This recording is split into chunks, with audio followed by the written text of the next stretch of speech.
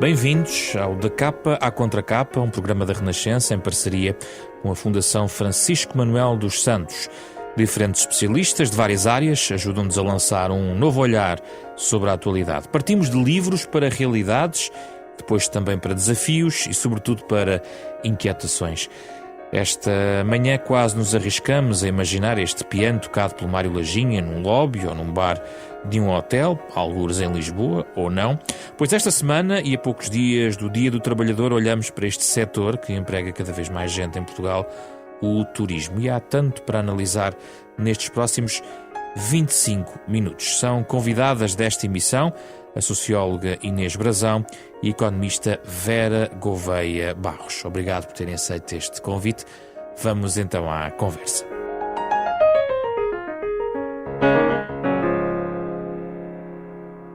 O desafio de explorar este mundo do turismo é feito por Inês Brazão, autora de um retrato lançado recentemente pela Fundação Francisco Manuel dos Santos, chama-se Hotel Os Bastidores. Neste livro, Inês é professora no Instituto Politécnico de Leiria, mergulha na vida de um hotel, mostra-nos o retrato de uma microsociedade que ajuda a entender o país a uma escala maior a partir desta área de atividade. Inês doutorou-se em Sociologia e Economia Históricas pela Faculdade de Ciências Sociais e Humanas da Universidade Nova de Lisboa. A nossa outra convidada, a economista Vera Gouveia de Barros, especialista no setor, autora de um outro ensaio da coleção de ensaios da Fundação Francisco Manuel dos Santos, chama-se Turismo em Portugal. Se há quem conhece bem os números do turismo, é a Vera. Tem-se dedicado a estudar as forças e fraquezas do setor, é mestre em Economia e Estudos Europeus pelo ISEG e tem, de facto, investigação sobre a economia do turismo, a área em que está a concluir o doutoramento. Vamos então à conversa. Então, Inês, escreve-se muito em termos românticos em relação ao turismo, porque eu vi aqui que quis fugir exatamente dos termos da sedutora indústria do turismo, que não quis usar as palavras da magia, da fantasia, da beleza ou do prazer. Sim, acho que estamos a viver um tempo de exaltação do setor do turismo. E dessa exaltação faz parte uma linguagem e um discurso em que os aspectos positivos, glamourosos da suavidade ligada ao bem-estar, ao deleite que os tempos de lazer nos proporcionam, realmente é exorbitado. Mas também existe esse glamour, não é? Sim. O desafio era precisamente procurar uma demonstração de que essa beleza, digamos assim, esse quase que bailado que um hotel permite sentir, não é? Porque muitas das vezes os trabalhadores nem sequer estão visíveis, nem sequer percorrem os espaços, os mesmos espaços, existem como barreiras físicas que os dividem, ou então são personagens silenciosas que permitem justamente que essa satisfação e esse bem-estar seja proporcionada. Portanto, aqui há uma espécie de espírito de missão que é o devolver ao eventual cliente e a um leitor que está desperto para este organismo vivo que nunca para, não é? Portanto, esta casa de porta aberta de 24 em 24 horas, despertá-lo para o trabalho que nos bastidores se desenvolve de uma forma operacional sistemática e em que os trabalhadores estão em rede para permitir justamente essa satisfação. E às tantas até se fala que do hotel como um hospital, mas já lá vamos aí. Vera, bem-vinda ao programa. O glamour é justificado pelos números, não estamos assim tão enganados, ou não? Sim, mas eu acho até que recentemente o discurso de enaltecimento, de exaltação do setor tem vindo a perder algum protagonismo, ou pelo menos a dividir o espaço mediático com outro que faz precisamente o oposto e que encontra no setor do turismo muitos defeitos, nomeadamente associados ao urbanismo, à dinâmica demográfica das cidades. Eu tenho ultimamente escrito alguma coisa sobre isso e é muito engraçado fazer, por exemplo, uma pesquisa num qualquer motor de busca pela palavra gentrificação e descobrir que foi algo que invadiu o espaço mediático e muito recentemente. Mas isso tem a ver mais com o alojamento local e não com a estrutura hoteleira tradicional? Sim, é um discurso que aparece muito associado ao alojamento local, mas não exclusivamente. E é um discurso que aparece não apenas relacionado com a parte do alojamento, mas com a própria presença de turistas em filas, em monumentos, turistas que rivalizam o espaço dos residentes a nível dos serviços, nomeadamente dos transportes públicos. Portanto, eu acho que isso é uma reação natural, é expectável que quando temos um setor que de repente se comporta muito bem, que ganha muito protagonismo, depois acabe por haver uma reação pelo lado oposto de ouvir criticar negativamente. Inês, quando usa a expressão quis ver as coisas do avesso, penso que esse é o termo que utiliza no livro, era esta ideia de um outro lado, há um outro lado que era preciso contar? Sim, esse o aspecto que a Vera acabou de salientar é muito importante e eu concordo em absoluto. Há aqui um pequeno levantamento crítico da sociedade civil, digamos assim, e nas cidades, mas também de organismos que de alguma forma estão a observar o que se passa nas cidades, naquelas que são as mais, até agora as mais atrativas. Portanto, eu concordo em absoluto que essa exaltação está a perder algum terreno. Eu estava a referir-me mais ao facto de nós, mesmo do ponto de vista mediático, não há quase um dia em que não ganhamos, por exemplo, um prémio ligado à hotelaria, à gestão hoteleira. Há uma estatística muito boa. Sim, há uma tipologia qualquer de um hotel e eu queria, portanto, quando falei há bocadinho nesse otimismo, tem que ver com as cartas que temos dado efetivamente numa comparação. Portanto, estamos aqui a concorrer com os demais países e empreendedores e essa gratificação também que temos recebido, que contribui depois para a maior atração do ponto de vista do turista, portanto, penso eu, está à prova de todos, não é? Portanto, disso nos devemos orgulhar. Agora, este ver do avesso era trabalhar um bocadinho o staff que está por detrás e que eu muitas das vezes parece-me que é mais tornado visível a partir do que são os patamares da gestão hoteleira e não tanto de um pessoal semi-qualificado ou qualificado tecnicamente nas diferentes áreas, porque um hotel tem uma espécie de divisões da casa por onde se reparte, não é? E, portanto, aí estão recém-licenciados, pessoas que às vezes estão há muito tempo no setor e que foram adquirindo uma experiência, um saber fazer que partilham e que até passam depois de uns para outros. E pareceu-me haver algum desequilíbrio na relação de contribuição entre quem de facto está no topo a gerir e a avaliar o mercado e a contribuir com a inovação, como é evidente. Mas tudo isto no hotel dito Paladino, que é um nome fictício, vamos explicar, não é? Sim. Mas o hotel existe mesmo? Este hotel deu-lhe um nome fictício, é isso? Um hotel de 4 estrelas em Lisboa, 60 profissionais e outros tantos, digamos, com contrato precário, podemos assim chamar? Tem um vínculo, mas esse vínculo muitas das vezes tem uma duração limitada. E corresponde também às necessidades que vão sendo descobertas e outras que deixam de ser necessárias de satisfazer. Portanto, estamos aqui a concordar num período de grande competitividade e, para além disso, há uma coisa que caracteriza os trabalhadores hoteleiros que é uma espécie de bicho de mobilidade. Portanto, é verdade que também podem ser levados para fora por insuficientes condições de trabalho, mas é verdade que gostam de experimentar. Eu encontrei muito isto no perfil e na biografia de muitas pessoas com quem fui ter, de que há um cansaço, quer dizer, talvez também pela exposição demasiada, não é? Por estarem muitas horas no espaço hoteleiro, depois querem experimentar outras lógicas, outras culturas empresariais e crescer a esse nível, à custa dessa mobilidade. Vera, estas são as pessoas atrás dos números, dos tais números. Não se consegue perceber, a não ser com este olhar desta lente apertada que a Inês nos traz também no livro, não é? É difícil de ver esta realidade.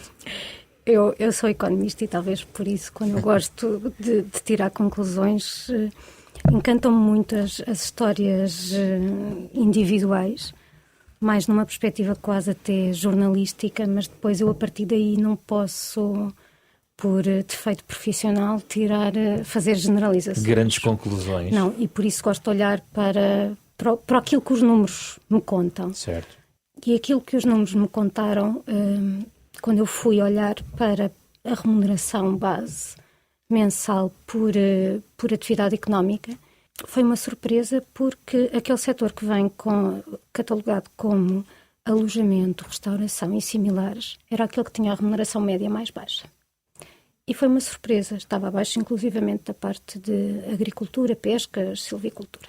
Mas muito abaixo, estamos a falar do quê? Não estava muito abaixo, mas era consistentemente desde 2007 e até anteriormente aquele que estava abaixo, e isso representa menos de 75% da remuneração média para o total da economia. Mas acontece uma coisa muito engraçada. Se eu for olhar para homens e mulheres, não é o que é menos bem remunerado. Está em penúltimo, é verdade, não aumenta muito no ranking, mas se eu olhar só para a população masculina, vejo que na agricultura ganham menos, e o mesmo acontece para as mulheres. E, portanto, aquilo que eu suspeito que acontece é que será um setor que, comparando exclusivamente com a agricultura, emprega muito mais mulheres, e como as mulheres são, em média, menos bem remuneradas que os homens, isso vai pesar depois quando eu faço a média do setor. E depois fui olhar para as qualificações, e então aí a surpresa foi total. Porque quando eu olho para as qualificações, vejo que os menos qualificados a trabalhar em alojamento, restauração e similares ganham aproximadamente, na casa dos 90 e alguns %, o mesmo que as pessoas com as mesmas qualificações no total da economia. Portanto, onde há uma perda relativamente àquilo que é a média para o todo, é precisamente nos profissionais muito qualificados, depois nos quadros superiores, nas pessoas muito especializadas, o que nos deve fazer pensar, até porque eu advogo que é preciso mais formação. E isto... Inês, o que é que estes números faz pensar? Até porque, cruzado com alguns testemunhos que tem no livro em relação à questão das remunerações, vamos direto aí à questão das remunerações, que é também falada no livro, onde é contada também o papel das gorjetas para compor, no fundo, um salário que é tradicionalmente mais baixo. Eu penso que há aqui uma situação de um crescimento, de uma aposta na formação de licenciados, de técnicos com formação profissional especializada na área do turismo e similares, não é? Portanto, houve aqui um boom de procura por parte de jovens, também com certeza comovidos por este otimismo, e o que me parece é que neste momento, mas a Vera me corrigirá, há uma situação de desvantagem nítida para quem está à procura de trabalho, e portanto muitas das vezes isto vai ter um efeito de oferta de condições de remuneração que estão bastante aquém daquilo que seria uma situação vantajosa. Por isso há já imigração direta a partir das escolas de hotelaria, que já nem passam por Portugal. Mas atenção, também estão aqui contadas histórias em que não é apenas em Portugal que há uma situação de sobreaproveitamento desta fragilidade, desta situação de que se o trabalhador, quando entra, não aceita os tais 400 euros base, haverá quem o queira. O setor, a nível destes dados do emprego, mete muita coisa, não é? Quando eu ponho restauração é uma coisa, hotelaria se calhar é outra, e eu não consigo aqui fazer essa distinção, e o país é muito assimétrico em termos de fluxos turísticos. Nós temos 3 regiões que se afirmaram historicamente, que são o Algarve, Lisboa e a Madeira. Neste momento temos também o Porto já com alguma relevância, e os Açores começam a ter taxas de crescimento muito assinaláveis, o que também é fácil porque partiam de uma base muito, muito pequenina. Mas depois há todo um território, que aliás, como acontece em muitas coisas, que não está a beneficiar diretamente do turismo. Portanto, todas estas notícias de exaltação lhes passam completamente à margem, nomeadamente a região centro do país, o interior. Também acentua as assimetrias, no fundo. Sim, mas eu acho que uma das vantagens competitivas que nós temos é precisamente o facto de termos um país que é pequeno, mas que isso não obsta que tenha uma grande diversidade de paisagem, de cultura, de gastronomia. Portanto, quem vem aqui facilmente vem atraído, por exemplo, por Lisboa, mas não me parece que seja impossível convencê-lo até a aumentar a sua estada e fazê-lo ficar mais um dia para ir a uma das regiões menos centrais. Acho que isso tem vantagens várias. Por um lado, torna o produto turístico mais rico, diferencia-nos relativamente a outros destinos onde tudo fica mais longe. O país está dotado das vias rodoviárias que permite o acesso fácil e rápido. Mas há um dado novo que é a sazonalidade está a quebrar-se, ou seja, começa a ser todo o ano. Isso é uma realidade que estará para ficar, Vera Gouveia Barros? Eu espero que seja. Sol e praia é um produto sazonal. O próprio Algarve percebeu que tinha de combater esta questão, até pela necessidade que as empresas têm de manter uma certa estabilidade, o próprio emprego não conseguia ser estável com estas condições e apostou em produtos alternativos. O golfe é um exemplo relativamente bem sucedido no contexto europeu até. O turismo em Portugal tem encontrado novos produtos para oferecer. Da parte da procura também há aqui uma questão que tem a ver quem tem filhos. Quem tem crianças ou que está na atividade docente sabe que tem de planear as suas férias de acordo com aquilo que são as férias escolares. Portanto, não há muitos períodos em que possa viajar.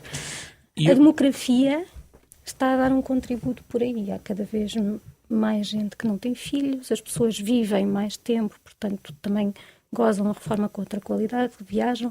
Gostava de introduzir uma figura, enfim, já está em uso permanente no Reino Unido e que começa a entrar no debate em Portugal, que é os chamados contratos 0 horas, que no fundo é a possibilidade do empregador ter empregados que não têm que cumprir um número certo de horas, mas têm que estar totalmente disponíveis quando a empresa chama.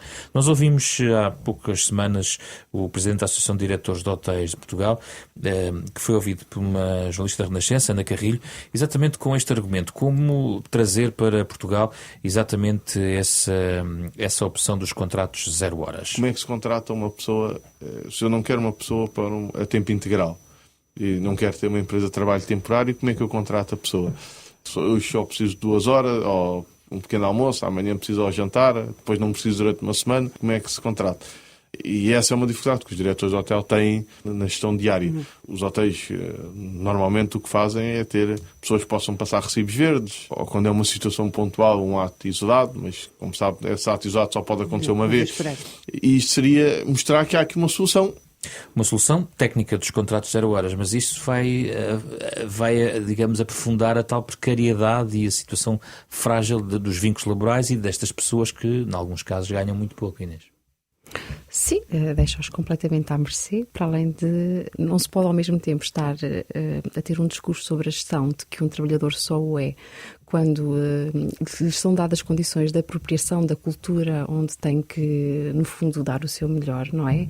E, portanto, que isso é algo que precisa de tempo para ser feito, que precisa de um ambiente social determinado, que ao mesmo tempo são estas mesmas pessoas que muitas das vezes depois estão à procura de soluções que em tudo contradizem. E esta precariedade é comentada nos bastidores do hotel que percorreu?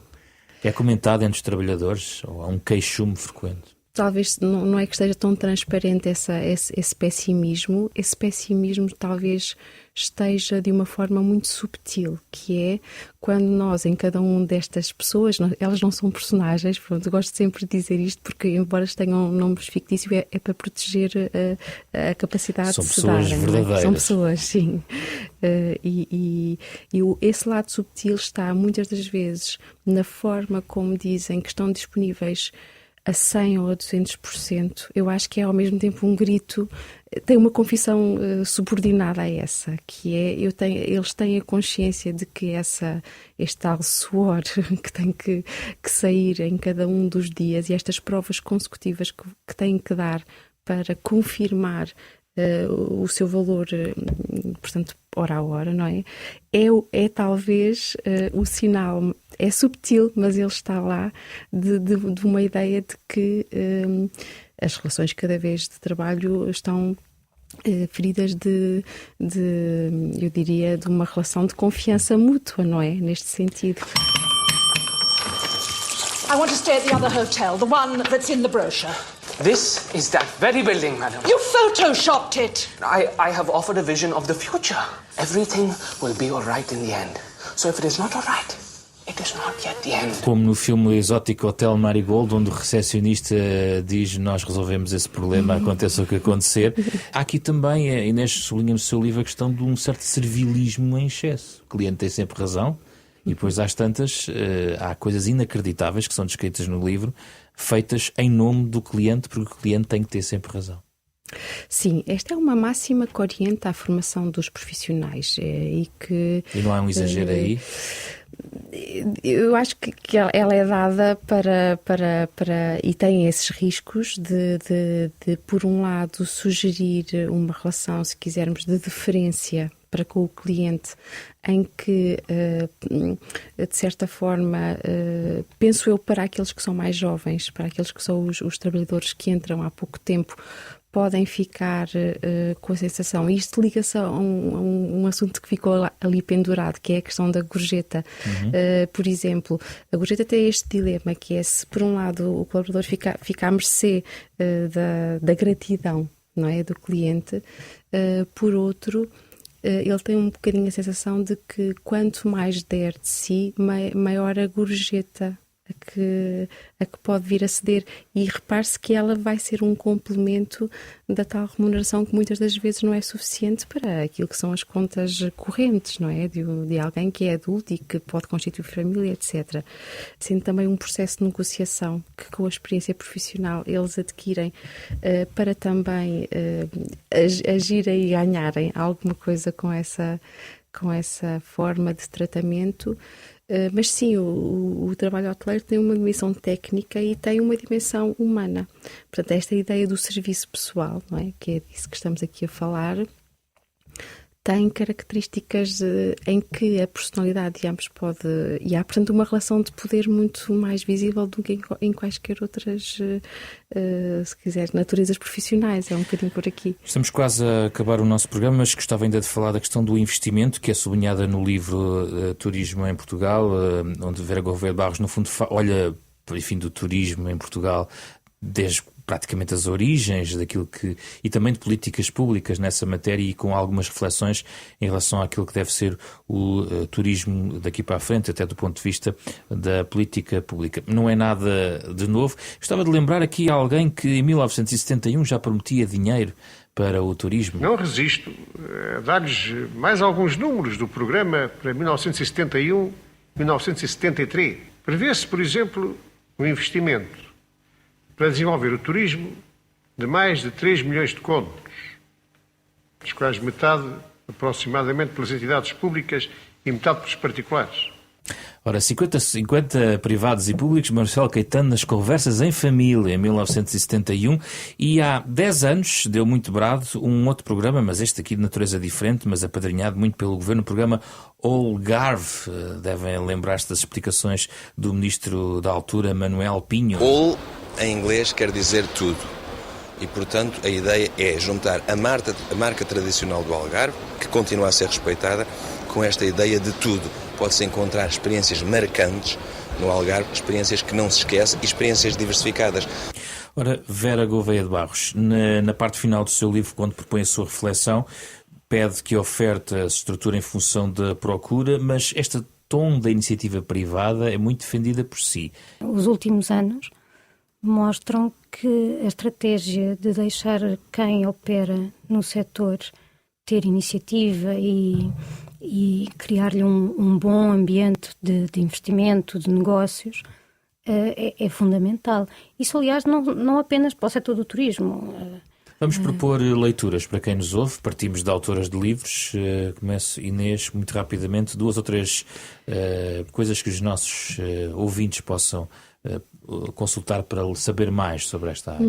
Correspondendo um bocadinho ao meu perfil, vou aqui sugerir uma obra que é muito importante para a forma como eu olhei para este hotel e outros em geral, que é um livro da Rachel Ehrman, Class Acts, Service and Inequality in Luxury Hotels. Este livro tem a pérola de ela ter se travestido de empregada de andar, isto é, ela conseguiu ser contratada como uma trabalhadora que queria, portanto, ter a sua remuneração base ligada às limpezas e, portanto, dá-nos um olhar ainda mais despido e cru, porque vai entabulando conversas com as pessoas com quem trabalha, portanto 24 sobre 24 horas, ela vai apercebendo-se das rotinas, lá está, muitas das vezes de um lado de vingança, de uma espécie de vinganças ocultas, por exemplo, de clientes que são maltratantes, portanto que são cruéis, portanto ela consegue, a partir de conversas informais e de muitas horas de contacto, preencher o lado humano e desumano desta realidade. Muito interessante a sugestão da Inês. Vera Gouveia Barros. Eu gosto sempre de promover debates informados, portanto deixo aqui uma sugestão de que consultem os dados da Pordata. Acho que tem lá muita informação que pode servir para começar a ter alguma discussão, por exemplo, os dados que eu referi há bocadinho relativamente às remunerações, foi lá que os fui buscar. No site também da Organização Mundial de Turismo, de que nós fomos até país fundador com muita honra, encontram uma série de estudos, de relatórios que apontam tendências, segmentos que às vezes ajudam a quebrar muitas ideias feitas que nós temos sobre determinado tipo de consumidores, que tipo de turismo é que faz. E um bocadinho mais provocador, sugiro Byron e Stendhal, que têm opiniões que nós hoje achamos muito modernas, mas que na verdade têm mais de 100 anos, sobre o exagero de turistas e desejo de pequenas ditaduras que afastassem os turistas dos sítios que eles amavam. Obrigado pela vossa presença. Agradecemos a presença das investigadoras Inês Brazão e Vera Gouveia Barros. Já estamos a ouvir em fundo o piano do Mário Lajinho, autor do genérico de Capa à Contra Capa, um novo programa da Renascença e da Fundação Francisco Manuel dos Santos. Passamos dos bastidores de um hotel para um olhar na próxima semana sobre a Europa de hoje, nas vésperas da segunda volta das presidenciais francesas. Uma edição com Ana Marta Domingues, André Peralta, Carlos Schmidt e José Pedro Frazão. Então até sábado às 9h30 da manhã ou a qualquer momento em podcast em rr.sapo.pt.